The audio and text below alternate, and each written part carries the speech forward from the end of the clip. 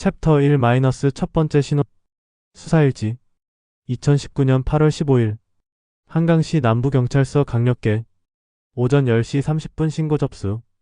한강시 외곽 농가에서 60대 남성 사망.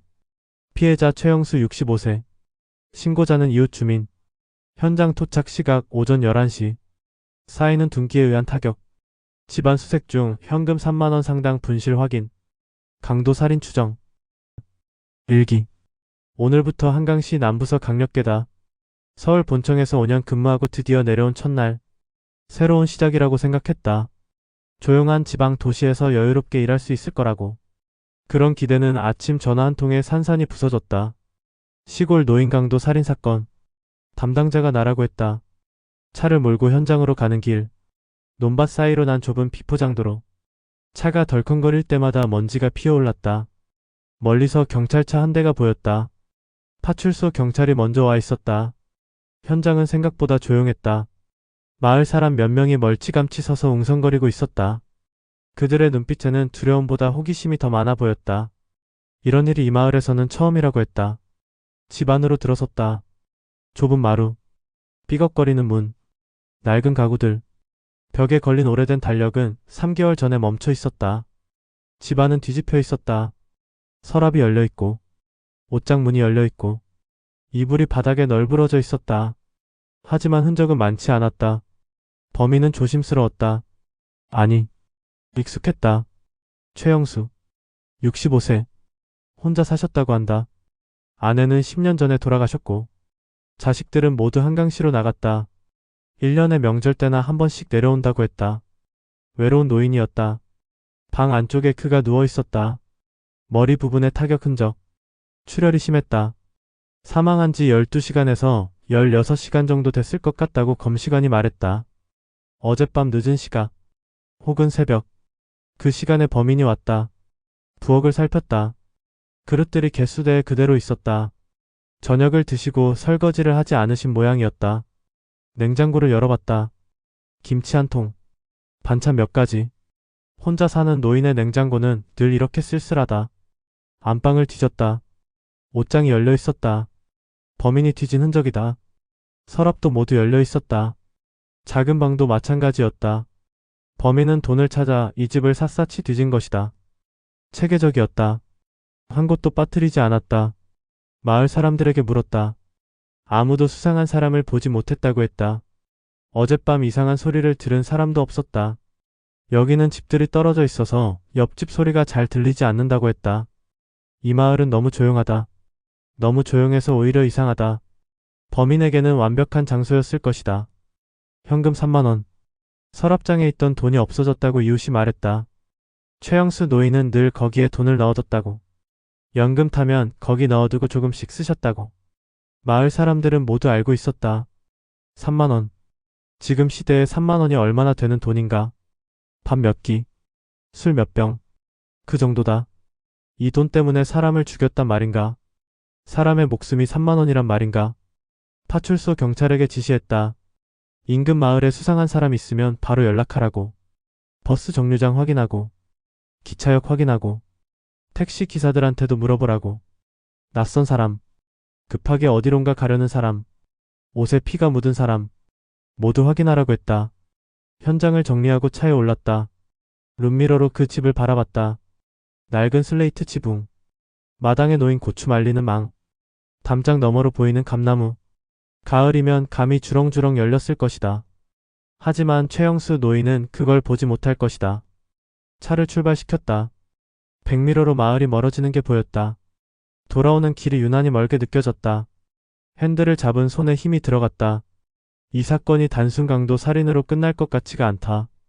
왜 그런지는 모르겠다. 설명할 수 없다. 그냥 이상한 예감이 든다. 서울에서 5년. 수없이 많은 사건을 봤다.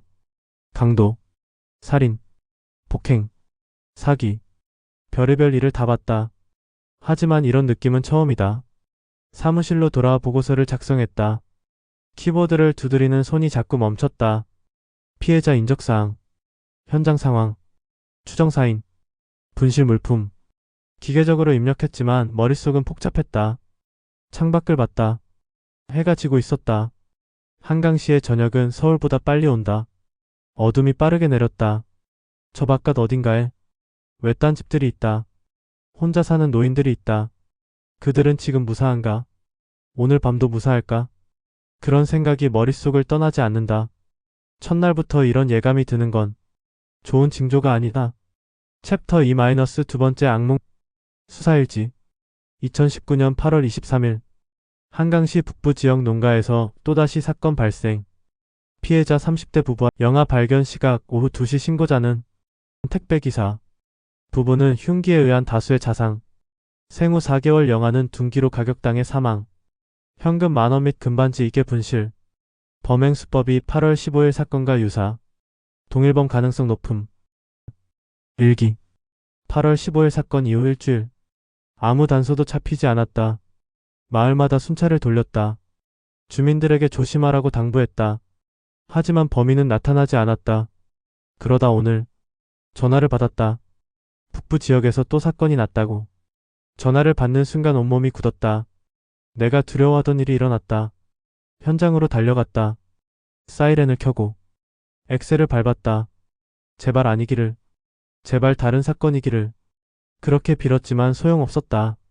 택배 기사가 대문 앞에서 떨고 있었다. 얼굴이 새하얗게 질려 있었다. 물건 배달하러 왔다가 문이 열려 있어서 안을 봤다고 했다. 그리고 비명을 질렀다고. 집 안으로 들어서는 순간 토할 뻔했다. 5년 형사 생활 중 가장 끔찍한 현장이었다. 거실 바닥에 남자가 쓰러져 있었다. 30대 초반으로 보였다. 상체에 자상이 여러 군데. 하나, 둘, 셋, 7군데였다. 필요 이상으로 많았다. 부엌 쪽으로 갔다. 여자가 쓰러져 있었다. 남자의 아내인 듯했다. 그녀는 무언가를 품에 안고 있었다. 가까이 다가갔다. 그리고 봤다. 영아였다. 생후 4개월. 아직 목도 제대로 가누지 못할 나이. 어머니는 마지막 순간까지 아이를 지키려 했던 것이다. 하지만 범인은 그 아이마저 가만두지 않았다. 검시관이 왔다. 그는 침묵했다. 오랫동안. 그러다 입을 열었다. 부부는 여러 차례 찔렸다고. 저항한 흔적이 있다고. 영아는 둔기로 가격당했다고. 한 번이 아니라고. 여러 번이라고. 왜요? 내가 물었다. 왜 이렇게까지? 검시관이 말했다. 아이가 울었을 겁니다. 그 소리가 범인을 자극했을 겁니다. 그래서 더 심하게, 더 많이. 나는 아무 말도 할 수 없었다. 집안을 수색했다. 서랍이 뒤집혀 있었다. 옷장이 열려 있었다. 침대 밑까지 뒤져져 있었다. 8월 15일 사건과 똑같았다. 범인은 같은 방식으로 집을 뒤졌다. 안방 화장대 위. 금반지 2개가 있었을 자리가 비어 있었다. 남편이 말했다고 한다. 신고받고 온 파출소 경찰이 전해줬다. 영하 100일 때 맞춘 거라고. 부부가 끼고 다니던 거라고. 그리고 현금. 10,000원. 탁자 서랍에 있던 돈이 없어졌다. 10,000원. 금반지 2개. 이게 전부다. 이걸 위해 3명을 죽였다. 생후 4개월짜리 아기까지. 마당으로 나왔다. 숨을 쉬어야 했다. 하늘을 올려다봤다. 구름 한 점 없이 맑았다. 이렇게 맑은 날에 이런 일이 일어났다. 8월 15일 사건과 너무 비슷하다. 외딴 농가를 노린다. 집을 체계적으로 뒤진다. 현금과 기금속만 가져간다. 흔적을 거의 남기지 않는다. 하지만 한 가지가 달라졌다. 이번엔 더 잔혹했다. 더 많이 찔렀다. 영아까지 죽였다. 범인이 변하고 있다. 점점 더 과격해지고 있다. 본청에 보고했다. 연쇄범 가능성이 높다고. 특별수사팀을 꾸려야 한다고. 하지만 상부의 반응은 미온적이었다. 아직 확신할 수 없다고. 증거가 더 필요하다고. 증거가 더 필요하다고. 그 말이 머릿속에서 맴돌았다. 더 많은 사람이 죽어야 증거가 되는 건가? 더 많은 시체를 봐야 하는 건가? 사무실로 돌아왔다. 보고서를 쓰면서 손이 떨렸다. 피해자 명단을 적을 때, 생후 4개월. 그 글자를 쓸 때, 펜을 쥔 손에 힘이 들어갔다. 창밖이 어두워졌다. 또 밤이 왔다. 저 어둠 속 어딘가에 그 놈이 있다. 또 다른 집을 찾고 있을 것이다. 또 다른 피해자를 고르고 있을 것이다. 나는 안다. 이놈은 멈추지 않을 것이다. 한 번 맛을 들였다. 이제 멈출 수 없을 것이다. 오늘 밤, 저 외딴 집들 중 어디선가 또 비명소리가 울릴 것이다. 그리고 내일, 나는 또 다른 시체를 볼 것이다. 막아야 한다. 반드시 막아야 한다. 하지만 어떻게? 그 방법을 아직 모르겠다. 챕터 3- 확산되는 공포 수사일지 2019년 9월 28일 한강시 동부 지역에서 연이어 이 건의 사건 발생. 첫 번째 피해 가구 50대 부부와 10대 자녀 2명. 두 번째 피해 가구 40대 부부와 6세 남아 모두 외딴 집. 범행 시간은 야간 추정. 총 6명. 사망 피해자들 모두 다수의 자상 및 타박상. 6세 남아는 특히 심한 폭행 흔적. 범인은 집집마다 현금과 귀금속만 탈취. 일기. 일주일 만에 6명이다. 하루에 3명씩. 이틀 연속.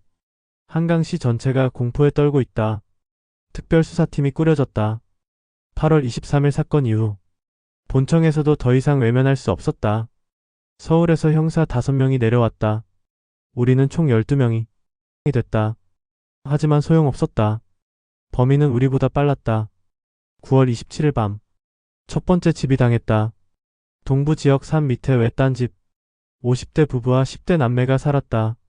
9월 28일 새벽 바로 옆 마을에 또 다른 집이 당했다. 40대 부부와 6살 남자아이가 살았다. 두 집 모두 아침에 발견됐다. 첫 번째 집은 우유 배달원이, 두 번째 집은 이웃 주민이 발견했다. 첫 번째 현장으로 달려갔다. 문이 열려 있었다. 거실 바닥에 부부가 쓰러져 있었다. 남편은 문 근처에서, 아내는 안방 쪽에서, 각자 다른 곳에서 당했다. 계단을 올라갔다. 2층에 아이들 방이 있었다. 첫 번째 방, 16살 오빠, 14살 여동생. 그들은 서로를 껴안고 있었다. 마지막 순간, 오빠가 동생을 지키려 했던 것이다. 하지만 소용없었다. 둘 다 여러 군데 찔려 있었다. 혈흔이 사방에 튀어 있었다. 벽에, 바닥에, 침대 시트에. 얼마나 무서웠을까? 부모가 당하는 소리를 들었을 것이다. 비명을, 신음을, 그리고 침묵을. 그 후 발소리가 계단을 올라오는 걸 들었을 것이다. 검시관이 말했다. 아이들이 저항했다고. 손에 방어은이 있다고. 하지만 상대가 되지 않았다고. 두 번째 현장으로 이동했다. 차로 10분 거리. 정말 가까웠다. 범인은 한 집을 털고 바로 옆 마을로 이동한 것이다. 거실에 부부가 쓰러져 있었다. 이번에도 여러 차례 찔렸다. 남편은 12군데, 아내는 10군데. 안방을 수색했다. 옷장이 열려 있었다. 서랍이 뒤집혀 있었다. 침대 밑까지 뒤져져 있었다. 그리고 아이 방으로 갔다. 옷장을 열었다. 그 안에 아이가 있었다. 6살 아직 초등학교에도 가기 전. 그 좁은 공간에 몸을 웅크리고 숨어 있었던 것이다. 하지만 범인이 찾아냈다. 옷장 문을 열었을 것이다.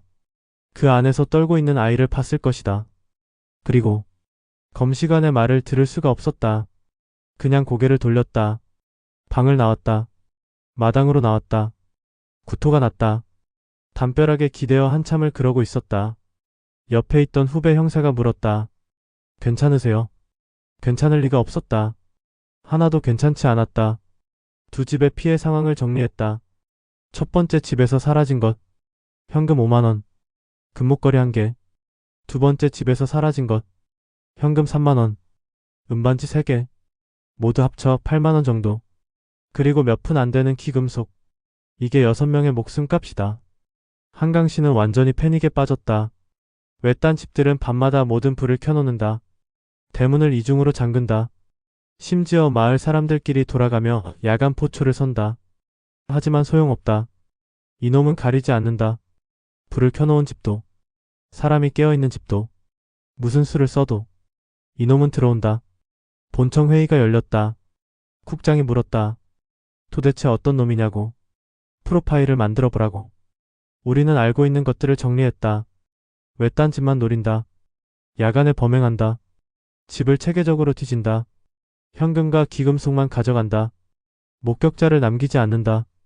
남녀노소 가리지 않고 죽인다. 특히 아이들에게 잔혹하다. 왜 아이들에게 더 잔혹한가? 심리학자를 불렀다. 그가 말했다. 아이들이 우는 소리, 그게 범인을 자극한다고. 공포에 질린 아이의 울음. 그게 범인의 신경을 건드린다고. 그래서 더 폭력적이 된다고. 그럼 어떻게 잡습니까? 내가 물었다. 심리학자는 대답하지 못했다. 아무도 대답하지 못했다. 밤이 됐다. 순찰차를 배치했다. 외딴 집이 많은 지역마다 형사들을 풀었다. 하지만 한강시는 넓다. 외딴 집은 너무 많다. 우리는 고작 12명이다. 모든 집을 지킬 수 없다. 사무실 창가에 서 있다. 어둠이 내린 한강시를 본다.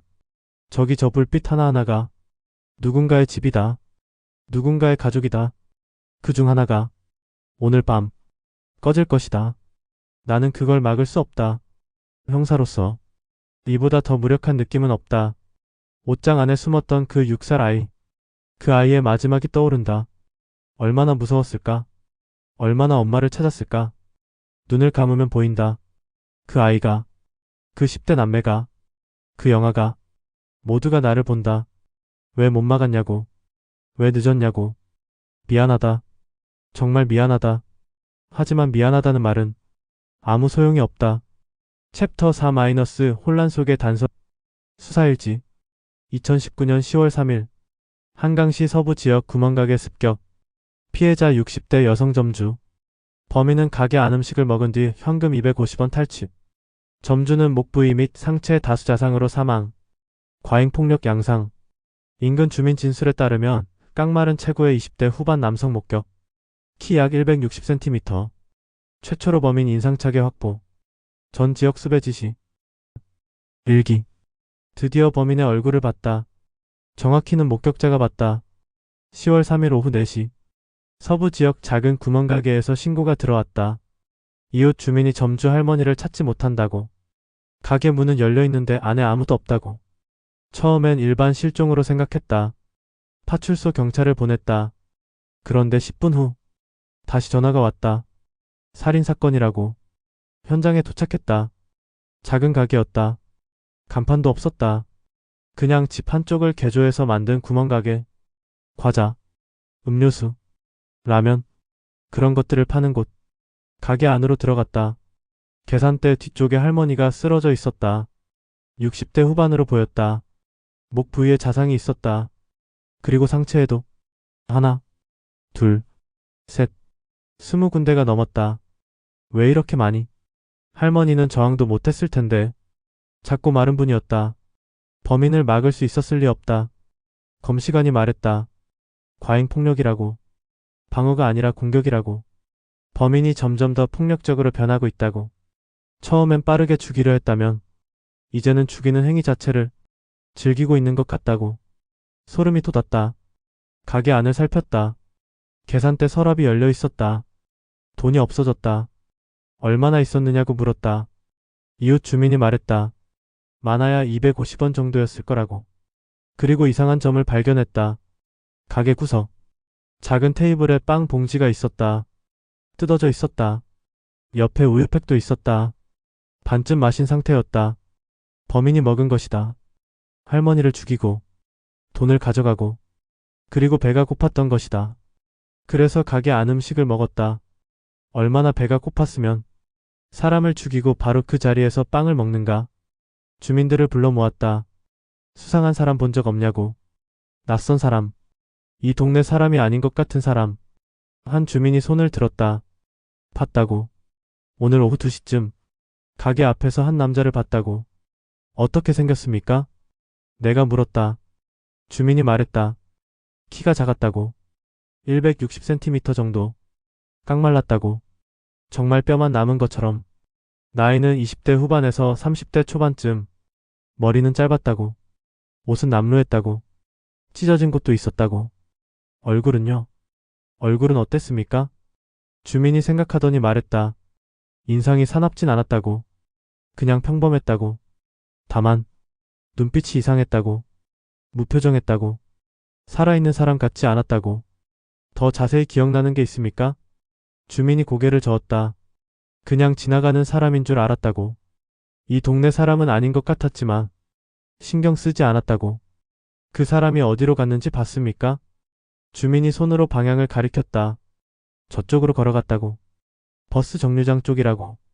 즉시 버스 정류장으로 향했다. 기사들에게 물었다. 오늘 오후. 깡마른 남자. 작은 키. 20대 후반. 그런 사람 태운 적 있냐고. 한 기사가 기억했다. 있었다고.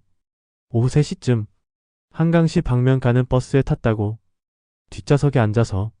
내내 창밖만 봤다고. 말은 한마디도 안 했다고. 어디서 내렸습니까? 기사가 말했다. 종점까지 갔다고. 한강시 터미널이라고. 그 남자는 한강시로 갔다. 도심으로 들어간 것이다. 사무실로 돌아와 몽타주 작업을 시작했다. 목격자의 진술을 바탕으로 화가를 불렀다. 하나씩 그려나갔다. 얼굴형, 눈, 코, 입. 2시간 만에 완성됐다. 그림 속 남자는 정말 평범해 보였다. 특별한 점이 하나도 없었다. 길에서 마주쳐도 기억에 남지 않을 얼굴. 하지만 이 얼굴이다. 이 남자가 16명을 죽였다. 몽타주를 폭사했다. 수백 장을 뽑았다. 한강시 곳곳에 붙였다. 파출소마다, 버스 정류장마다, 가게마다, 전봇대마다, 수배 전단, 현상금 100만원, 전화 제보를 기다렸다. 누군가는 이 얼굴을 알 것이다. 이 남자를 본 사람이 있을 것이다. 책상 앞에 앉아 전화기를 바라봤다. 울려라. 제발 울려라. 하지만 전화는 조용했다. 창밖을 봤다. 해가 지고 있었다. 또 밤이 오고 있었다. 이제 우리는 범인의 얼굴을 안다. 키도, 체형도, 대략적인 나이도. 하지만 이름은 모른다. 어디 사는지도 모른다. 지금 어디 있는지도 모른다. 한강시는 넓다. 사람은 많다. 그 속에서 이 남자 하나를 찾아야 한다. 할 수 있을까? 할 수 있다. 해야 한다. 몽타주를 다시 봤다. 평범한 얼굴. 하지만 그 안에 악마가 숨어 있다. 이번엔 꼭 잡을 것이다. 더 이상 죽는 사람이 없게. 반드시. 전화기를 바라보며 기도했다. 울려라. 제발 울려라. 그리고 울렸다. 하지만 제보가 아니었다. 또 다른 사건이었다.